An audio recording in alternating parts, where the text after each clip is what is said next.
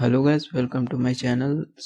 आज की decent topic में हम मल्टीपल एक्सेस प्रोटोकॉल के अंदर हम रैंडम एक्सेस प्रोटोकॉल जो पहला है उसको समझेंगे, क्या होता है ये सारी चीज़ें जानेंगे। तो रैंडम एक्सेस जो टेक्निक है वो there is a no control station, मतलब कोई कंट्रोल स्टेशन नहीं होता है, ठीक है इसमें। और ईच स्टेशन, हर एक स्टेशन जो है वो right to use to common medium without any control over. इसका सिंपल आप एक दिमाग में डायग्राम बैठा लीजिए कि सारा मतलब ये आपका डिवाइस 1 है, डिवाइस 2 है, डिवाइस 3 है, डिवाइस 4 है, और ये सारे एक चैनल से कनेक्टेड है। तो सभी के पास अपना कंट्रोल है, किसी को कोई कंट्रोल नहीं कर रहा है, जो मर्जी आएगा डेटा भेज सकता है इस पे। इसको डेटा, अगर 1 को डेटा भेजना है तो ये भी भेज सकता है, और ये भी 2 को भेजना होगा तो 2 भी इसी चैनल पे भेजेगा, और ये 2 को 3 भेज सकता है, 3 पर भेजेगा। देन ये 4 को अगर चाहेगा तो 4 को भेजेगा, ठीक है। लेकिन इसमें क्या होगा कि जितने नंबर ऑफ स्टेशंस इंक्रीज करते जाएंगे, अगर यहाँ पर 100 नंबर ऑफ स्टेशन इंक्रीज कर दूं तो क्या होगा कि प्रोबेबिलिटी जो होगी इंक्रीज कर जाएगी किसकी, कोलिजन और एक्सेस कॉन्फ्लिक्ट। अगर मान लीजिए हमारे पास 1 सेकंड है और उसका क्या कहते हैं आधा सेकंड लेता है ये 1 से लेकर के, ये मतलब जो हमारी डिवाइस 1 है वो कम्युनिकेट करने के लिए 4 से, ठीक है। तो 4 से आधे सेकंड में कम्युनिकेशन हो गया। देन 2 को अगर कम्युनिकेट करना है 3 से तो वो उस आधे सेकंड में 3 से कम्युनिकेट कर ले, ठीक है। लेकिन अगर यहीं पर नंबर ऑफ कह सकते हैं डिवाइसेस ऐड हो जाती हैं, नंबर ऑफ स्टेशंस ऐड हो जाते हैं, तो उस आधे सेकंड में ये भी तैयार होगा, मान लीजिए 1, और उस आधे सेकंड में आगे 5 नंबर का भी तैयार बैठा होगा। तो जब वो इधर को डेटा भेजेगा तो मान लीजिए 1 से 4 को डेटा भेजना है, इसको मैं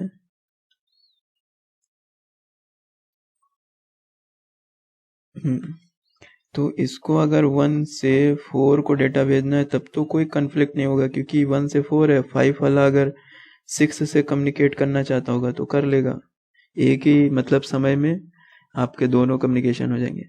लेकिन सपोज दैट अगर उसी आधे सेकंड में 1 वाला कम्युनिकेट करना चाहता है 6 से और 5 वाला कम्युनिकेट करना चाहता है 3 से, तो यहाँ पर क्या होगा कि उस आधे सेकंड में ये डेटा कोलिजन क्रिएट कर देगा या एक्सेस कॉन्फ्लिक्ट क्रिएट कर देगा।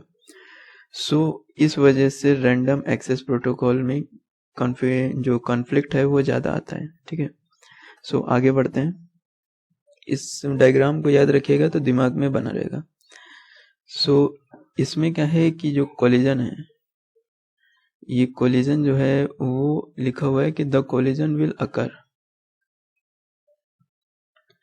the collision will occur when more than one user tries to access the common medium simultaneously। जो भी हमने बताया, एक समय में अगर एक से ज़्यादा लोग एक्सेस करते हैं या किसी भी डेटा को भेजते हैं या किसी भी स्टेशन टू स्टेशन एक्सेस करते हैं, तो ज़्यादा चांसेस हैं कि आपके कोलिजन क्रिएट हो। कोलिजन मतलब होता है कि आपस में, मतलब वो इधर से जा रहा था डेटा और ये इधर से जा रहा था, बीच में पता चला कि दोनों एक ही सेम वे पे हैं, तो कोलिजन हो गया, मतलब एक दूसरे से भिड़ गए, ठीक है। तो यहाँ पर क्या हुआ, ये भी डेटा लॉस हुआ, ये भी डेटा लॉस हो गया। देन 5वां कहता है कि as the result such collision some frames can be either modified, कुछ होते हैं मॉडिफाइड हो जाते हैं, लेकिन कुछ होते हैं जो डिस्ट्रॉय हो जाते हैं, इन सब इन सब खेल में। और 6 है कि in order to avoid collision, अगर हम रैंडम एक्सेस प्रोटोकॉल के टेक्निक का कोलिजन अवॉइड करना चाहते हैं तो हम जो प्रोसीजर अपनाते हैं वो CS में CD, यहाँ CD लिखा है, एंड देन CS में CA, यानी कि CS में collision detection and collision avoidance का यूज़ करते हैं, ठीक है। तो वो आगे पढ़ेंगे। देन उसके बाद जो आता है आपके पास मल्टीपल एक्सेस में अलोहा, ये डायग्राम में आप रैंडम एक्सेस प्रोटोकॉल समझ चुके हैं। देन बात करते हैं अलोहा क्या होता है। ये क्वेश्चन बहुत बार आता है, देखिए अभी 2016-17 में भी पूछा गया। सो अलोहा क्या है ये समझने के लिए एक ये इसका फॉर्मूला होता है अलोहा का, S बराबर G e की पावर माइनस G, ठीक है। देन प्योर अलोहा और स्लॉटेड अलोहा में क्या डिफरेंस है ये भी पूछ लेता है, या शॉर्ट नोट इन पे लिखने को कह देता है। तो समझते हैं क्या है अलोहा। तो अगर प्योर अलोहा है, एक प्योर अलोहा उसका नाम दे दिया गया है, ठीक है। तो ये जो प्योर अलोहा है वो स्टेशन ट्रांसमिट, जो स्टेशन हैं वो ट्रांसमिट करते हैं फ्रेम को when ever they have data, अगर उनके पास डेटा है तो वो ट्रांसमिट करते हैं। और टू यानी कि दो और मोर स्टेशन ट्रांसमिट साइमल्टेनियसली और there is collision and frame are destroyed, मतलब सेम है आपका रैंडम एक्सेस के थ्रू, मतलब वो जो दिमाग में आप याद रखिएगा, बना देता हूँ मैं यही, ठीक है। तो अगर इसके पास डेटा है तो ये ट्रांसमिट करेगा 1 नंबर, अगर इसके पास नहीं है तो ये शांत बैठेगा, अगर इसको कहीं से आता है डेटा तो ये रिसीव करेगा। तो अगर ये इन सब मतलब डेटा ट्रांसमिशन में अगर इसका डेटा लॉस होता है तब क्या होगा, ये अलोहा में बताया गया है कि अगर प्योर अलोहा में whenever any station transmit a frame it accept the acknowledgement from the receiver, मतलब एक्नॉलेजमेंट से वो परे ट्रांसमिट कर दिया बस। अब क्या करेगा, एक्नॉलेजमेंट जब उसको रिसीव नहीं होगी कब तक, एक स्पेसिफिक टाइम तक, और वो स्पेसिफिक टाइम क्या होगा, रैंडम होगा। इसी वजह से ये रैंडम एक्सेस प्रोटोकॉल में आता है। वो एक स्पेसिफिक टाइम जो हमने पिछले उसमें पढ़ाया था कि ऐसे करके डायग्राम है, तो एक पर्टिकुलर समय के बाद अगर वो रिसीव नहीं होता है तो वो दोबारा डेटा भेजता है, ठीक है। तो वही लिखा हुआ है कि अगर एक्नॉलेजमेंट रिसीव नहीं होता है तो वो स्पेसिफिक टाइम पर स्टेशन एज्यूम कर लेता है कि वो फ्रेम जो है वो डिस्ट्रॉय हो चुका है, हमें दोबारा फ्रेम भेजना है। तो 5वें में ये लिखा है if the frame destroyed because of collision the station wait for random amount of time and send it again, ठीक है। तो इसको आप बड़े ध्यान से समझना, ठीक है। अलोहा में क्या होता है, एक रैंडम समय के बाद अगर वो एक्नॉलेजमेंट नहीं मिल पाता है तो क्या करता है, वो वहाँ पर दोबारा भेजता है, लेकिन एक रैंडम समय में। तो रैंडम समय में क्या होता है कि मान लीजिए नंबर ऑफ स्टेशंस बहुत सारे कनेक्ट है, इसको मिला रैंडम टाइम 3 सेकेंड, इसको मिला रैंडम टाइम 2 सेकेंड, इन दोनों का मान लीजिए सपोज दैट आपका डेटा मतलब लॉस हो गया था, कोलिजन हो गया था, ठीक है। तो इसको 2 सेकेंड में मिला, ये जब अपना डेटा सेंड करेगा तो ये 1 सेकेंड बाद दोबारा भेजेगा, तो दोनों का समय अलग अलग हो गया। पहले दोनों एक समय में गए थे, फिर दोनों का समय जैसे अलग हुआ तो इसका भी डेटा सक्सेसफुली हो जाएगा, इसका भी डेटा सक्सेसफुली हो जाएगा। देन अगर कभी आगे फिर से होता है तो क्या होगा, इसको और बड़ी यूनिट मिल जाएगी कि भैया तुम 5 सेकेंड रुको, या फिर जैसा प्रोग्रामिंग में होगा उस हिसाब से होगा, ठीक है। तो आगे की ओर बढ़ते हैं। फिर 6ठे पॉइंट में लिखा हुआ है कि अगर pure Aloha dictates that when time out period passes each stations must wait for a random amount of time before resending it frame, the randomness will help to avoid more collision। जो भी हमने बताया उसी का English version ये लिखा हुआ है कि ये जो रैंडम टाइम है वो हेल्प करता है आपका कोलिजन को अवॉइड करने में। तो आ जाते हैं प्रूफ पे। तो प्रूफ क्या है ये समझते हैं। तो एजम्पशन ऑफ एनालिसिस कर लेते हैं। तो हमने यहाँ पर जो फ्रेम का जो साइज़ है और उसकी लेंथ यह है, वो सभी फ्रेम की साइज़ और लेंथ सेम है, ठीक है, ताकि आपका मैक्सिमम से मैक्सिमम आउटपुट जा सके। जैसा कि हमने उसमें ये मान लीजिए एक फ्रेम है, इसकी साइज़ कोई भी दे देते हैं या फिर 8 बिट का दे देते हैं, तो ये 8 बिट सेम है, ठीक है, ताकि मैक्सिमम से मैक्सिमम आउटपुट आपका जा सके। और जो पैकेट ट्रांसमिशन टाइम है वो एक समय मतलब यूनिट टाइम का मतलब हो गया 1, ठीक है, 1 सेकेंड आप मान के चलो, बस यूनिट टाइम का मतलब 1 सेकेंड। तो जो number of packet successfully transmit होंगे उसको दे दिया S, ठीक है। तो ये आप S को number of successfully transmission, S से सक्सेसफुल तो सक्सेसफुली ट्रांसमिटेड हो गए तो वो S में काउंटेड होंगे। और लोड ऑफ चैनल कि कितना लोड है एक फ्रेम को ट्रांसमिट करने में, तो मैक्सिमम कितने फ्रेम्स आ रहे हैं, कितना लोड है, 5 का 5 है, मतलब सपोज दैट ये कोई चैनल है, ये चैनल है, तो अगर यहाँ से 3 फ्रेम्स चले और तीनों फ्रेम से अपने बारी बारी समय से चले और तीनों ट्रांसमिट हो गए, तो एस हमारा 3 हो गया, 3 सक्सेसफुली ट्रांसमिशन है और जी भी 3 है, ठीक है।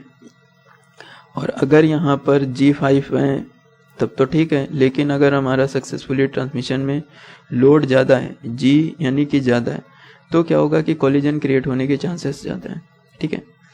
तब यहाँ पर देखिए S बराबर, अगर सक्सेसफुली ट्रांसमिशन और G यानी कि लोड अगर हमारा ज़्यादा है, तो अगर हाई लोड है तो आपके कोलिजन होने के चांसेस ज़्यादा है। मैनी कोलिजन्स मतलब अगर आपके पास भार ज़्यादा है, अगर अभी 6 किताबें पढ़ते हैं, अगर 12 किताबें पढ़नी हो तो आपके चांसेस ज़्यादा हैं कि आप फेल होने के चांसेस बढ़ जाएंगे। लेकिन अगर 6 किताबें पढ़नी थी लेकिन आपको 5 किताबें कर दी जाएं या फिर 3 कर दी जाएं, तो आपके नंबर तो बढ़ने के भी चांसेस ज़्यादा हो जाते हैं कंपेयर टू 6 के। तो यहाँ पर लिखा हुआ है लोड अगर कम है और सक्सेसफुली, मतलब आप सक्सेसफुली उनको पढ़ ले रहे हैं, यानी लो लोड है, मतलब आपको कम लोड मिला है, तो फ्यू नो कोलिजन्स होने के चांसेस हैं और रीट्रांसमिशन होने के भी चांसेस बहुत, अगर होता भी है तो रीट्रांसमिट कर देंगे, ठीक है। और अगर S की वैल्यू ग्रेटर देन 1 है, मतलब सक्सेसफुली ट्रांसमिशन हो रहा है ग्रेटर देन 1 है, तो then number of frames generated are more than channels can handle and very every time probability of collision is 1, ठीक है। तो यानी कोलिजन भी हमारा क्योंकि सक्सेसफुल रेट ज़्यादा है और कोलिजन होने के चांसेस नहीं है, तो हमेशा कोलिजन की वैल्यू प्रोबेबिलिटी में क्या रहेगी, 1 रहेगी, और जिसकी प्रोबेबिलिटी 1 होती है मतलब उसमें सक्सेसफुल ही रहता है, ठीक है। और फिर बढ़ते हैं यहाँ पर, अगर हमारा लोड और सक्सेसफुल रेट मतलब दोनों की वैल्यू बराबर है, ठीक है, अप्रॉक्स है, यानी S को थॉटपुट बोल सकते हैं, G को थॉटपुट बोल सकते हैं, and then it just the offered load, मतलब लोड बराबर है तो G टाइम्स मतलब लोड के times probability of transmission being successfully, मतलब अगर हमारा S की वैल्यू और G की वैल्यू इक्वल है, ठीक है, जितना हमने ट्रांसमिट कर रहे हैं, जितना हमें लोड मिला है, 3 का लोड मिला है, अगर 3 ही डेटा आ रहा है तो हम सक्सेसफुली ट्रांसमिट कर देंगे, लेकिन चौथा आ गया तो फिर क्या होगा, वो गड़बड़ हो जाएगा। तो ये यहाँ पर यही कहता है। देन जो S है, S इक्वल टू, ये आपको याद करना पड़ेगा, S बराबर G यानी कि आपका लोड और प्रोबेबिलिटी इक्वल टू 1। अगर प्रोबेबिलिटी 1 हो जाती है तो आपका क्या कहते हैं, S इक्वल टू G हो जाएगा, जिसमें सक्सेसफुली ट्रांसमिशन होगा, जहाँ पर P नॉट जो है वो आपकी क्या है, प्रोबेबिलिटी है, ठीक। अब इसका फिर से प्रूफ देखते हैं। ये तो एज्यूम कर लिया हमने, और यहाँ पर ये डायग्राम है, तो ये डायग्राम बहुत सिंपल है। सपोज दैट कि अगर आपका ये एक फ्रेम है, ठीक है,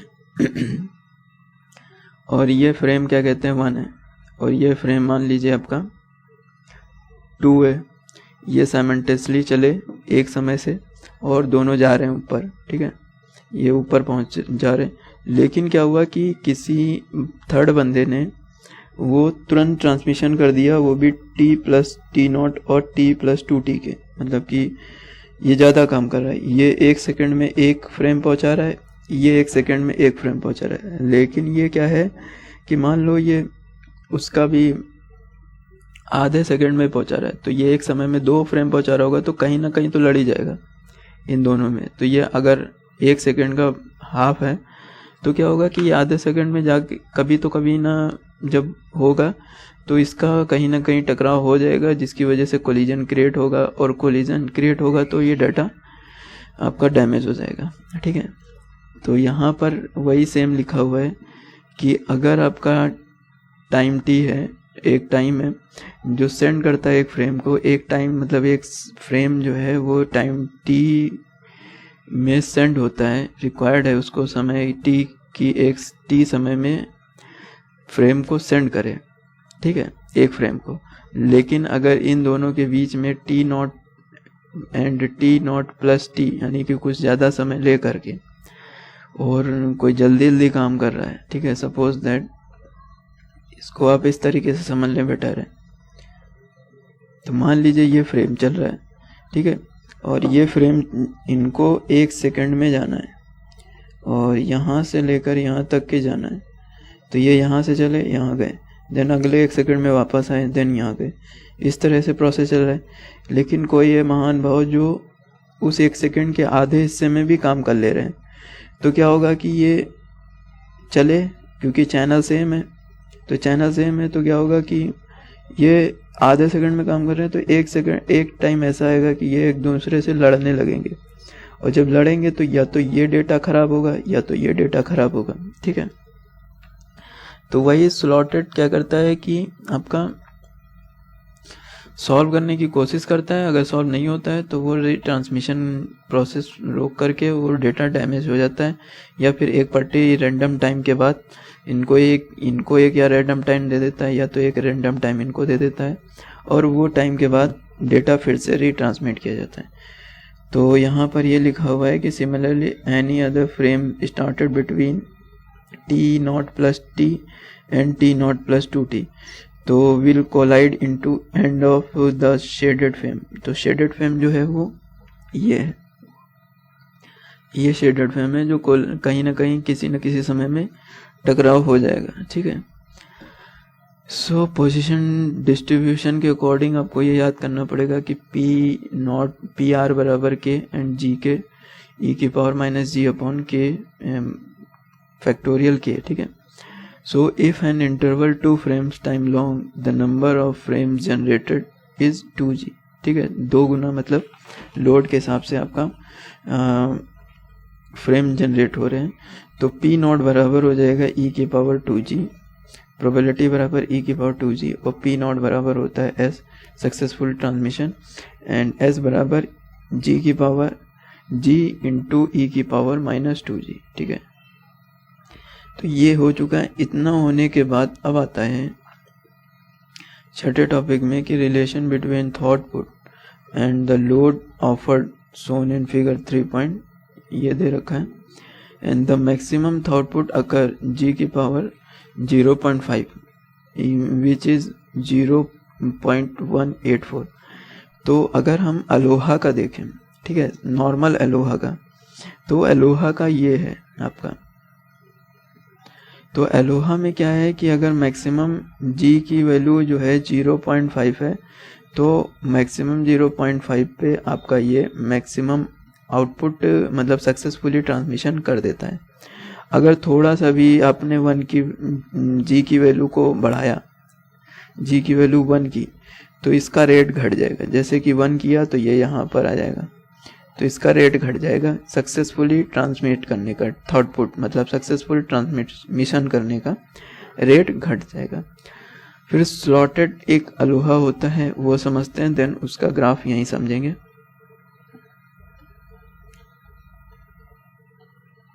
ये रहा स्लॉटेड।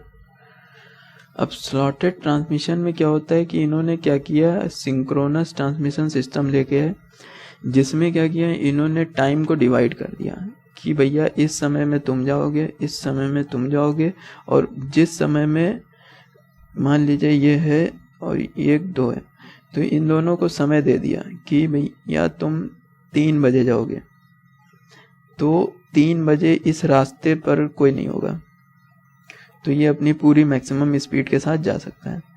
और इनको बोला गया कि तुम्हें 3:01 पे निकलना है। ठीक है, तो ये एक सक्सेसफुली ट्रांसमिशन हो चुका होगा 1 का।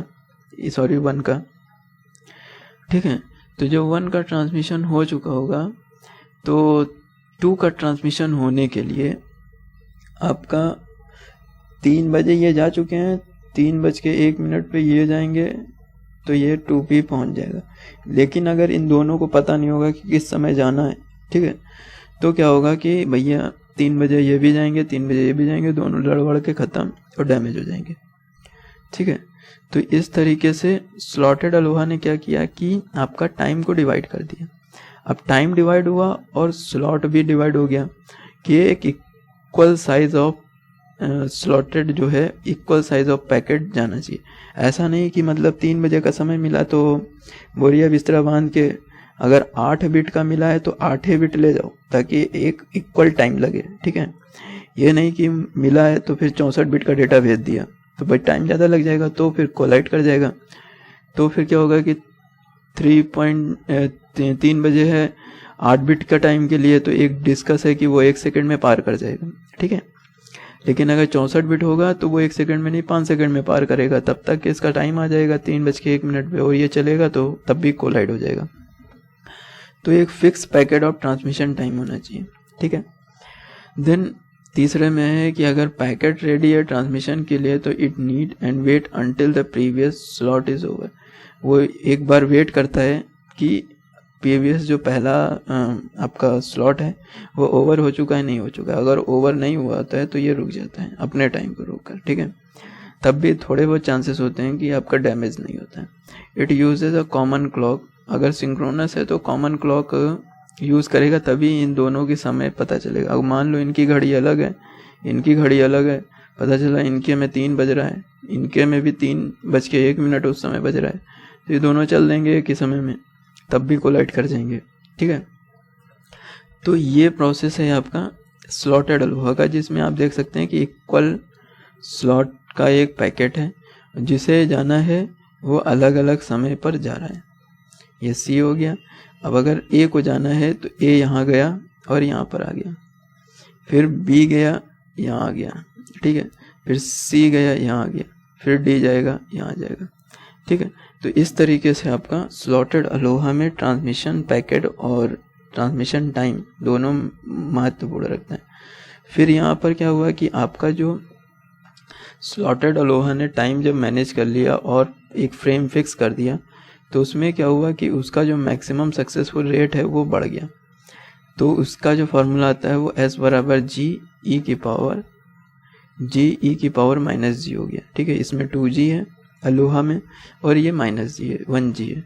तो इसमें क्या हुआ कि आपका जो मैक्सिमम थ्रूपुट रेट था वो अगर 1 रखते हैं, आपका लोड जो है g की पावर 1 रखते हैं, तो उस समय पर ये something 0.398 something data successfully transmit कर देता है। तो ये स्लॉटेड अलोहा हो चुका है, समझ गए होंगे आई थिंक आप। देन इसमें भी आपका ये आपको लिखना है कि परफॉर्मेंस ऑफ स्लॉटेड अलोहा कैसे होता है। तो सक्सेसफुल रेट बराबर G into probability of no other transmission overlap and arrival in previous slot. तो S बराबर जी इंटू ई की पावर -g, जहाँ पर g की वैल्यू अगर 1 है तो आपका मैक्सिमम 0.368 आपका सक्सेसफुली ट्रांसमिशन होगा। अगर थोड़ा भी आगे पीछे होते हैं, अगर यहाँ पर सपोज दैट हम सोचें कि भैया जब g का लोड है 1 तब वो मैक्सिमम भेज रहा है, अगर हम सोच रहे हैं थोड़ा और लोड दे दें ताकि और मैक्सिमम भेजे, तो गलती कर रहे हो। यहाँ पर 1.5 दोगे तो फिर वहाँ उसका सक्सेसफुल रेट कम हो जाएगा। हाँ मैक्सिमम वो कर दे लेकिन कोशिश नहीं हो पाएगी उससे, ठीक है। और अगर कम दोगे तब भी वो कम कर देगा, ठीक। तो इनको सबको आप समझ गए होंगे। मिलते हैं अगले वीडियो में, जिसमें हम डिस्कस करेंगे कैरियर सेंस मल्टीपल एक्सेस, जिसे CSMA बोलते हैं। और CSMA में 2 टाइप होते हैं, CD and CA, collision detection and collision access. Thank you.